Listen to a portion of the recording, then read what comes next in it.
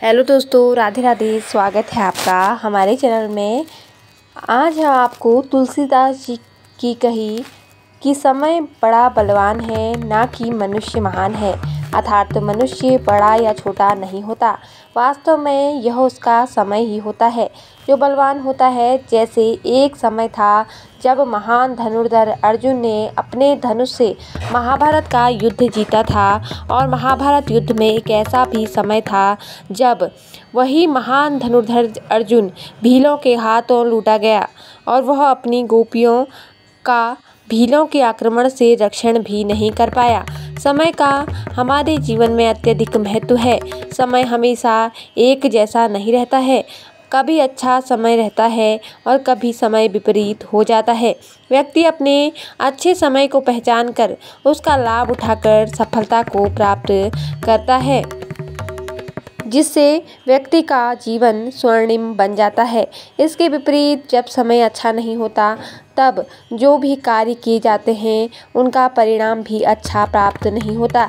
ऐसे समय को काटना ही व्यक्ति के लिए बहुत आवश्यक है, अन्यथा यह समय व्यक्ति को ही काट लेता है। अर्थात व्यक्ति निराश होकर आत्महत्या तक कर सकता है।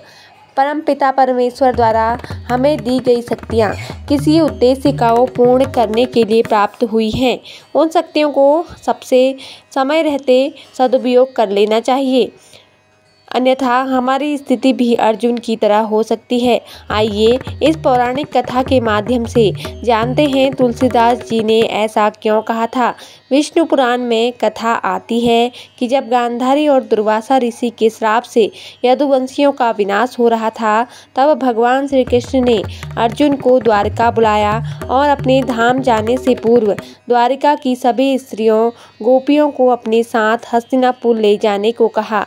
श्री कृष्ण और यदुवंशियों के शरीर का अंतिम संस्कार करके अर्जुन जब द्वारिका से निकले, तो भगवान श्री कृष्ण की आज्ञा मानकर उनके साथ भगवान श्री कृष्ण की कई पत्नियां, गोपियां और अन्य यदुवंशियों की स्त्रियां भी द्वारिका से साथ चलने लगी।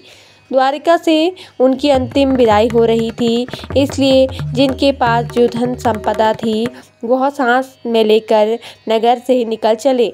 श्री कृष्ण ने स्वधा गमन के बाद अर्जुन उनकी आज्ञा के अनुसार द्वारिका से यदुवंश की स्त्रियों, वृद्धों एवं बच्चों को लेकर इंद्रप्रस्थ की ओर चल पड़े। चलते चलते बुद्धिमान एवं सामर्थ्यशाली अर्जुन ने अत्यंत समृद्धशाली पंचनद देश अर्थात पंजाब में पहुंचकर पड़ाव डाला। एकमात्र अर्जुन के संरक्षण में ले जाई जाती हुई उनकी अनाथ स्त्रियों को देखकर वहां रहने वाले लुटेरों के मन में लोभ पैदा हुआ। आपस में चर्चा करके उन्होंने अर्जुन के साथ आए हुए लोगों पर धावा बोल दिया। यह देखकर अर्जुन अपने गांडीव धनुष पर प्रत्यंचा चढ़ाने लगे। बड़ी मुश्किल से गांडीव पर प्रत्यंचा चढ़ी, परंतु जब वे अपने अस्त्र शस्त्रों के मंत्रों का चिंतन करने लगे, तब उनको कुछ भी याद नहीं आया। वे बड़े ही लज्जित हुए। लुटेरे यदुवंशी स्त्रियों को लेकर चले गए। समय बड़ा बलवान है, मनुज नहीं बलवान। काबे अर्जुन लूटिया, वही धनुष वही बाण, एक दोहा है। इसका मतलब है कि समय बलवान होता है, इंसान का बल नहीं। समय के बदलाव के कारण किसी भी शक्तिशाली व्यक्ति की हार हो सकती है। समय को बलवान इसलिए कहा जाता है क्योंकि यह निरंतर बदलता रहता है और इसके प्रभाव से कोई नहीं बच सकता।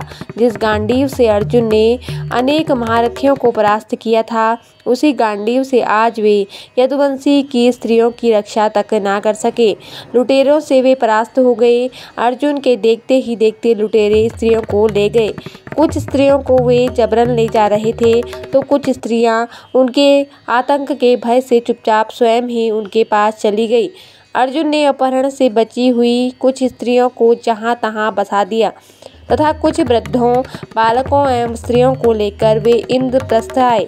इस प्रकार सबकी समायोजित व्यवस्था करके अर्जुन आंसू बहाते हुए महर्षि वेद व्यास जी के आश्रम पर गए और वहां उनके दर्शन किए।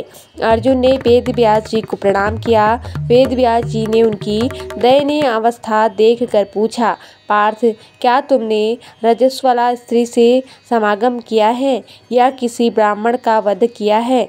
कहीं तुम युद्ध में परास्त तो नहीं हो गए, क्योंकि तुम श्रीहीन से दिखाई देते हो। भरत श्रेष्ठ, तुम कभी पराजित भी हुए हो, यह मैं नहीं जानता, फिर तुम्हारी ऐसी दशा क्यों है? हे पार्थ, यदि मेरे सुनने योग्य हो तो अपनी इस मलिनता का कारण मुझे शीघ्र बताओ। तब अर्जुन ने कहा, हे भगवान श्री कृष्ण ने अपनी लीला समेट ली है। जब हम उनके दर्शन करते थे तब हमारे बाणों में बल था, हमारे कई असंभव कार्य भी संभव हुए थे, श्री कृष्ण की कृपा से सफल हो जाते हैं। श्री कृष्ण मुझे छोड़कर चले गए, मैं इस संसार में उनके बिना नहीं रहना चाहता। इसके सिवा जो दूसरी घटना घटित हुई है वह इससे भी अधिक कष्टदायक है, आप इसे भी सुनिए। जब मैं इस घटना का चिंतन करता हूँ तब मेरा हृदय बारंबार विदीर्ण होने लगता है।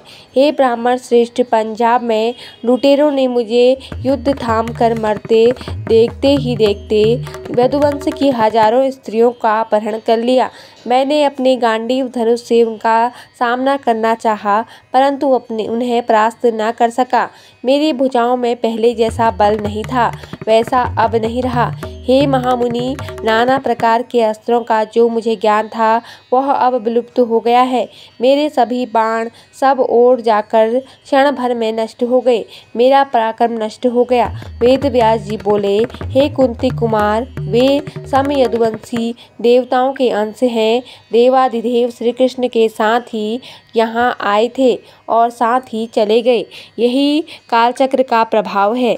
समय समय की बात है, वह भी समय था जब तुम विजय होते थे और शत्रु हारते थे। यह भी समय का ही प्रभाव है कि साधारण लोगों से तुम हार गए।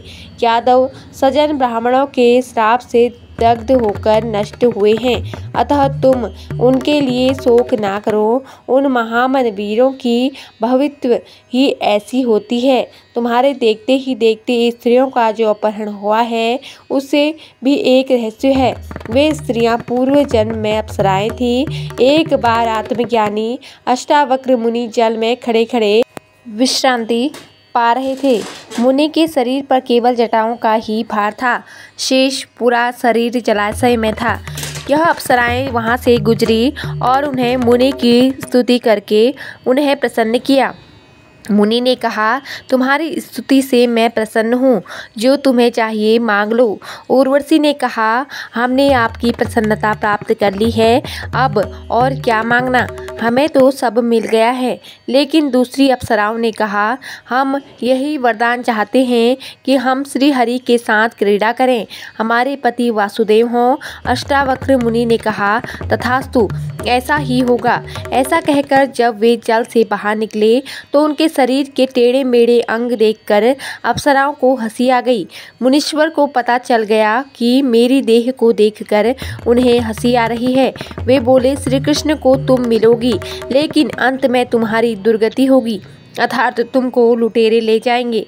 मुनि ने श्राप दे दिया। अप्सराओं ने क्षमा याचना की तो प्रसन्न होकर मुनि ने कहा, अच्छा, उसके बाद तुम्हारा देह त्याग होगा और तुम पुनः स्वर्ग में पहुंच जाओगी।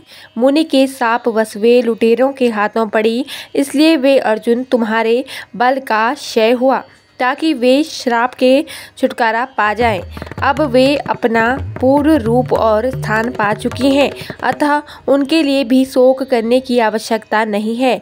जो स्नेहवर्धन अपितु साक्षात चक्र गदाधारी पुरातन ऋषि चतुर्भुज नारायण थे, वे विशाल नेत्रों वाले श्री कृष्ण इस पृथ्वी का भार उतार कर शरीर त्याग करके अपने उत्तम परम धाम को जा चुके हैं। पुरुष महाबाहु, तुमने भी भीमसेन और नकुल सहदेव की सहायता से देवताओं का महान कार्य सिद्ध किया है। कुरुक्षेत्र में समझता हूँ कि अब तुम लोगों ने अपना कर्तव्य पूर्ण कर लिया है, तुम्हें सब प्रकार से सफलता प्राप्त हो चुकी है। अब तुम्हारे परलोक गमन का समय आया है और यही तुम लोगों के लिए श्रेयकर है। भरत नंदन, जब युद्ध का समय आता है तब इसी प्रकार मनुष्य की बुद्धि, तेज और ज्ञान का विकास होता है, और जब विपरीत समय उपस्थित होता है तब इन सब का नाश हो जाता है। धनंजय, काल ही इन सब की जड़ है। संसार की उत्पत्ति का बीज भी काल है और काल ही फिर अकस्मात सबका संहार कर देता है। काल का प्रभाव सब पर पड़ता ही है। अतः मनुष्य को चाहिए कि वह कालातीत श्री हरि के तत्व में विश्रांति पाले। तब कोई श्री हरि के तत्व में विश्रांति पा लेता है तो फिर उतार चढ़ाव की तकलीफें नहीं सहनी पड़ती। आगे वेद व्यास जी कहते हैं, हे अर्जुन, अब तुम अपने भाइयों समेत परम गति को प्राप्त हो जाओ। हिमालय में जाकर तप करो। इंद्रियों को मन में, मन को बुद्धि में और बुद्धि को अपने परम ब्रह्म परमात्मा में लीन करो, तभी तुम शांति मिलेगी।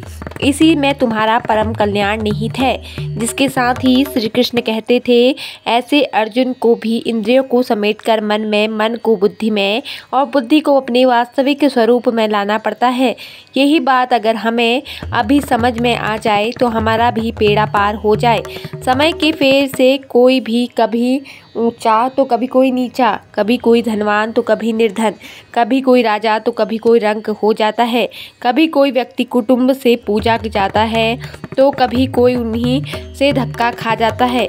वही व्यक्ति जो दुकान पर कमाता था, बच्चों के लिए परिश्रम करता था, मकान बनवाता था तो सबको प्रिय लगता था, अब बूढ़ा हो गया, दुकान चलाने के लायक नहीं रहा तो घर में अपने ही बेटों से दुत्कार मिल जाती है। वही व्यक्ति था जो सप्ताह भर के लिए एकांत में मौन मंदिर जाना चाहता था तो घरवाली रोती थी, बच्चे रोते थे। जब बूढ़ा हो जाता है तो लोग मनौतियाँ मानते हैं कि काका का कुछ हो जाए, अर्थात वह बूढ़ा मर जाए तो अच्छा। इसलिए कहा जाता है कि समय बड़ा बलवान होता है। इसलिए ईश्वर के सिवाय कहीं भी मन लगाया तो अंत में पछताना ही पड़ता है, रोना ही पड़ता है। अभी जो मित्र देखते हैं वही समय पाकर पराये हो जाते हैं और जो पराये दिखते हैं वे अपने हो जाते हैं। अपना पराया यह मन और बुद्धि का धोखा है। वास्तव में अपने आत्मा परमात्मा के सिवाय कोई अपना नहीं है। जैसे नदी की धारा में सब बह जाता है, ऐसे ही समय की धारा में सब प्रवाहित हो जाता है। नदी दो पहाड़ियों के बीच से बह रही होती है। लकड़ियाँ गिरी नदी के बहाव में मिली, थोड़ी दूर पर वह दूसरी मिली। कोई किसी किनारे रुकी तो कोई किसी किनारे रुकी और कोई सागर में चली गई। ऐसे ही शादी ब्याह हुआ, पति पत्नी मिले, संतति हुई, समय चलता रहा। आखिर में कोई किसी किनारे पर गया तो कोई किसी किनारे पर गया। यही तो संसार है और क्या है। ऐसे ही मित्र मिले, पड़ोसी मिले, फिर बिछड़े। जैसे बहती गंगा की धारा में बालू के कण मिलते हैं, पत्थर कंकड़ मिलते हैं, फिर बिछड़ते हैं, ऐसे ही काल की धारा में कोई मिलता है तो कोई बिछड़ता है। सब सपना हो जाता है। शिवजी कहते हैं, उमा कहूँ मैं अनुभव अपना, सत हरि भजन जागत सब सपना। एक भजन है, यह भजन श्रीमद् भागवत कथा में आता है। भगवान शिव ने अपने अनुभव से बताया है कि यह संसार स्वप्न तो है, जब तक आँख नहीं खुलती तब तक यह सपना रहता है। इस संसार में केवल ईश्वर भजन ही सार है। कोई कहे कि हरि के जाने के बाद उनके कुल की स्त्रियों को ही लुटेरे ले गए, उनका छन छीन कर ले गए, तो ऐसे हरि का भजन करके हमें क्या फ़ायदा होगा। नहीं, ऐसी बात नहीं है। श्री हरि का विग्रह माया में लीन हो सकता है, लेकिन श्री हरि का तत्व तो सदैव सर्वत्र सब दिलों में विद्यमान है। उन श्री हरि का चिंतन ध्यान करने से मन बुद्धि की चंचलता एवं मूर्खता दूर होती रहती है। जीव के कामे से दूर होने लगते हैं तथा वह अपने हरि रूप स्वरूप के निकट आने लगते हैं। तो दोस्तों, यह थी एक छोटी सी जानकारी। दोस्तों, आपको यह जानकारी कैसी लगी कमेंट करके ज़रूर बताएं और ऐसी ही आध्यात्मिक और ज्ञानवर्धक कहानियाँ एवं जानकारियाँ प्राप्त करने के लिए हमारे चैनल को सब्सक्राइब जरूर करें। धन्यवाद। जय माता दी।